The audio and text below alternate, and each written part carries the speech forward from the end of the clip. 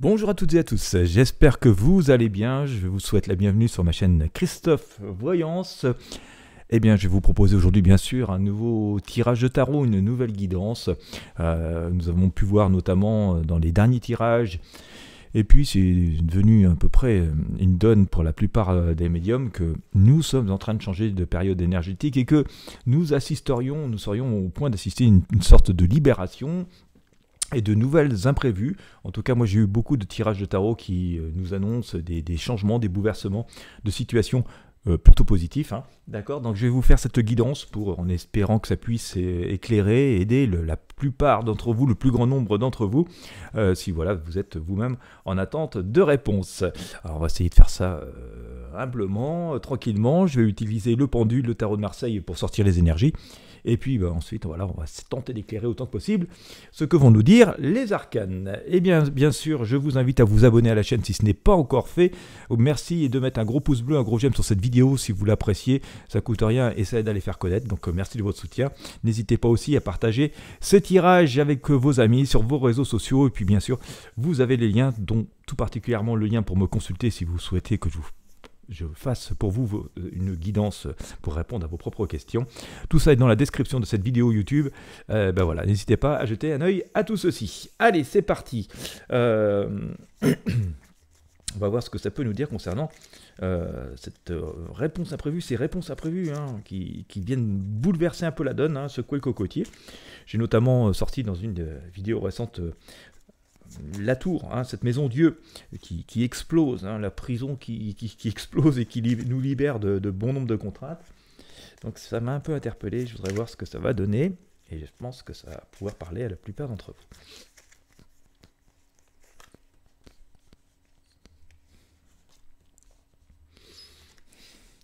Et n'hésitez pas à dire en commentaire si ça a pu vous apporter un petit peu d'éclaircissement sur vos interrogations. Voilà, merci. Allez, go. Bon, ce matin, il pleut pas chez moi. Il fait pas chaud, mais c'est gris. Bon, c'est l'automne. Mais il pleut pas déjà, parce que bon, il fallait de la pluie, mais là, il y en a eu un peu trop, à mon goût. Allez, c'est parti, c'est parti, c'est parti. On y va comme ça.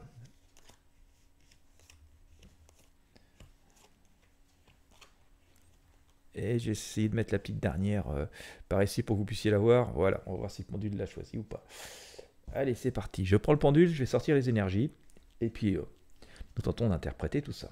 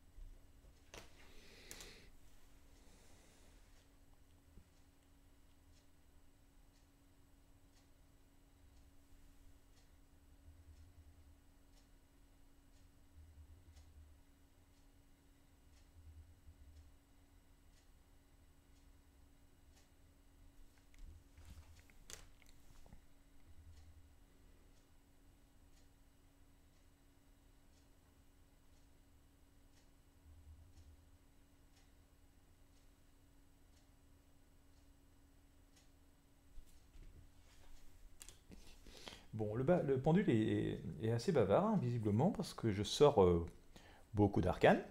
Bon, tant mieux. Hop.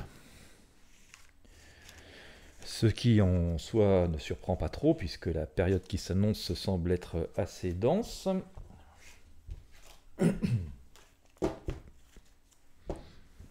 Alors.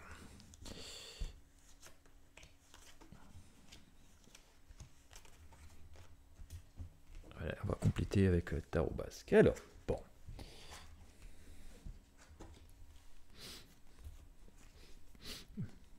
Je vais faire en sorte que vous puissiez voir toutes les arcanes. Alors vous avez vu un sorti de diable quand même, hein. Bon.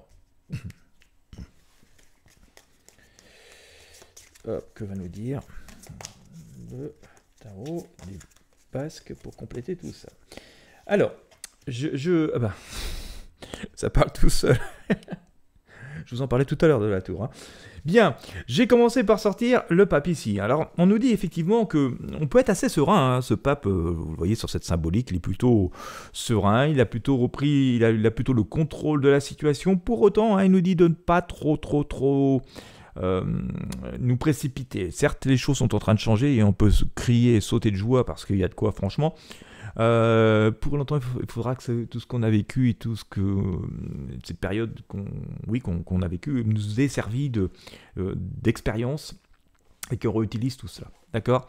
Donc il ne s'agit pas de faire forcément table rase de tout. Certes, il ne va pas falloir rester scotché sur certains vieux schémas ou sur certaines vieilles peurs, mais pour autant, ce que nous avons appris, les nouveaux outils doivent être utilisés. Et pour l'instant, il nous dit, vous trônez, vous avez raison, vous allez gagner, vous allez triompher de cette situation, mais il faut avoir le triomphe modeste. Par contre, ça va nous avoir mis quand même sur un plan supérieur, hein. C'est ce que tout à fait la symbolique que nous dit ce pape. Et pourquoi il nous dit de rester sur ce plan supérieur, de trôner cette situation, c'est que ça va forcément s'agiter autour de nous. On parlait de bouleversement, de changement, de réponse très importante. Eh bien, voilà, c'est assez fortement symbolisé à nouveau par cette tour que j'évoquais dans cette introduction. Parce que voilà, on voit bien que cette tour, cette espèce de prison qui était comme ça immuable, hein, on était emprisonné dans la pierre, eh bien, par une intervention, on va dire, du ciel, hein, là, en l'occurrence, symbolisé par une forme de foudre, hein, mais regardez, il y a un serpent ici, donc quand même un esprit qui était là, qui est venu libérer, donc une espèce d'intervention divine, qui vient libérer, faire sauter tous ces blocages, tous ces verrous qui étaient là, hein, et donc qui nous permettent de nous échapper gentiment. D'accord. Alors ça, c'est assez intéressant. On nous dit qu'on peut regarder ça d'une façon confiante et pragmatique, comme le fait ce pape, parce que, eh bien, on le voit bien, ça va être l'heure des choix. Alors, je l'ai pas mal évoqué ces derniers jours, mais je tourne les questions un peu dans tous les sens pour essayer d'avoir des confirmations, même si, bien entendu, nous restons dans le domaine de la prédiction et pas de la science et de la certitude absolue. Mais c'est assez intéressant de voir qu'on a une récurrence du message, et notamment avec cet arcane d'amoureux. Alors, énergie positive, bien entendu, autant que possible, mais avec une symbolique qui est assez forte, puisque ce personnage, nous-mêmes ici, est en train de devoir faire un choix, et tout ça n'est pas encore tranché, puisque nous avons Cupidon juste au-dessus, cet amoureux qui est lui-même d'ailleurs recouvert ici par ce fou, ce mât, alors qui nous invite à explorer de nouveaux horizons, même si effectivement on le fait de façon un peu démunie, hein, on a l'impression de partir vers quelque chose de nouveau, qu'on a passé de mauvais moments, qu'il ne nous reste pas forcément grand-chose de ce que nous possédions, mais peu importe, avec ce qui nous reste, nous y allons gaiement, nous retrouvons une forme de nouvelle jeunesse, et on nous invite à explorer de nouveaux horizons. Pour autant, voilà, on le voit notamment sur ce bâton ici où il y a plein de symboles qui sont gravés. Gardons à l'esprit tout ce que nous avons appris de la vie. Voilà, allons vers de nouveaux chemins avec les outils qui nous ont été donnés, donc ce que nous avons appris. Et c'est ce que fait d'ailleurs aussi cet ermite ici. Alors, on voit qu'il y a un déblocage. On voit avec un déblocage, mais on ne voit pas pour autant une précipitation, pour autant une avancée rapide. On voit c'est un peu comme si, je sais pas, une personne, on va dire, qui avait été enfermée pendant assez longtemps, brusquement la porte s'ouvrait, la porte de la libération s'ouvrait. Voilà, je vais essayer de vous donner cette image. On pourrait comme ça penser que le premier réflexe va être de se précipiter dehors. Eh ben non, je pense qu'il y a un peu cet effet de surprise qui va nous étreindre et qui fait que quand cette porte de la libération va s'ouvrir, ces nouvelles fenêtres de possibilités, de champ des possibilités dans nos vies, eh bien on va être un peu stupéfait et on va être un peu dans cette stupeur, et il nous faudra un moment pour reprendre nos esprits et apprécier que si c'est bien vrai, c'est ouvert, et oh là là, il y a tout ça dehors, bon maintenant je réfléchis où je vais. Et bien c'est tout à fait ça qui est symbolisé dans ce début de tirage, et notamment avec cet ermite, cet ermite, et qui est d'ailleurs un grand sage, et qui donc lui aussi vient nous non seulement symboliser cette espèce d'image de porte ouverte que je viens d'évoquer, mais qui nous invite aussi bel et bien, à prendre les précautions nécessaires et voilà, se dire maintenant je vais sortir, je sais qu'il peut faire froid, qu'il peut pleuvoir, je me couvre, le chemin peut être un peu accidenté, donc je prends mon bâton de marche et puis si toutefois la nuit survient ou qu'il n'y fait pas très clair, je prends ma lanterne pour avancer. Bref, j'ai fait preuve de sagesse, donc ça c'est assez intéressant. Alors, et je vous le ressors avec juste après ici cet ermite. Vous voyez, franchement, la magie du tarot. La Lune nous dit quand même que tous les espoirs et tous les rêves sont permis. Pour autant, il peut y rester certaines zones d'ombre et de choses qui ne sont pas encore complètement expliquées, d'où sans doute le fait qu'on nous invite à prendre le temps de la réflexion, à ne pas avoir peur d'avancer, mais quand même faire preuve de prudence et de réfléchir et de bien observer ce qui se passe autour de nous. Sans aucun doute, ce que nous avons appris et nous servira, et pris une fois mais pas deux, c'est un peu dans cet esprit là, donc attention à certaines zones d'ombre qui pourraient subsister, mais pour autant voilà, c'est la nuit aussi, c'est l'univers du rêve et tous les rêves sont permis. Il reste encore un petit délai pour que le jour se lève complètement, mais on voit quand même que ces loups là, ils sont en train d'hurler, le jour va venir, et donc c'est une libération quand même assez prochaine qui est là. Tout ceci peut susciter un petit peu d'inquiétude et parfois même d'incompréhension. Ce n'est que temporaire. C'est parce que tout simplement les choses ne sont pas tout à fait en place et en phase. Nous sommes dans des réalités un peu distordues.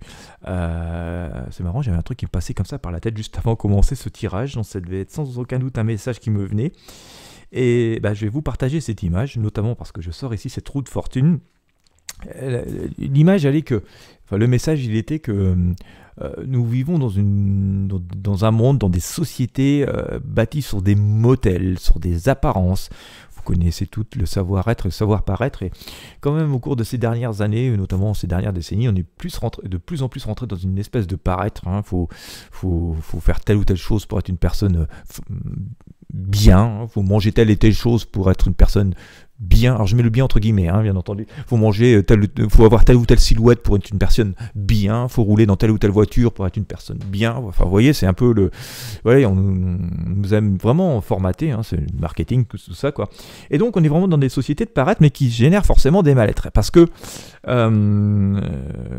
entre cette image, cette réalité virtuelle qui s'est accentuée avec le monde virtuel et la réalité de ce qu'est un être humain et de ses besoins fondamentaux, vous voyez, il y a forcément une grosse distorsion.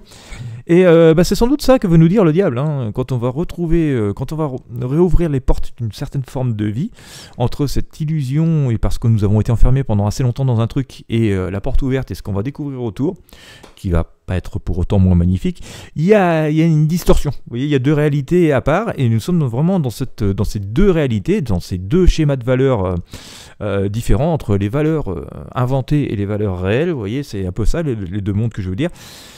Et donc c'est pour ça que nous avons cette roue de fortune avec des choses à remettre en place. Et la tâche va sembler comme ça un petit peu ardue. C'est la roue de fortune, c'est la vie qui est ici. Et donc on voit notre personnage reprendre son menhir et aller le remettre dans le trou, là où il devrait être. D'accord ? Parce que là, de toute façon, le menhir posé sur le sol, t'es bancal, on allait le prendre sur le coin de la tête.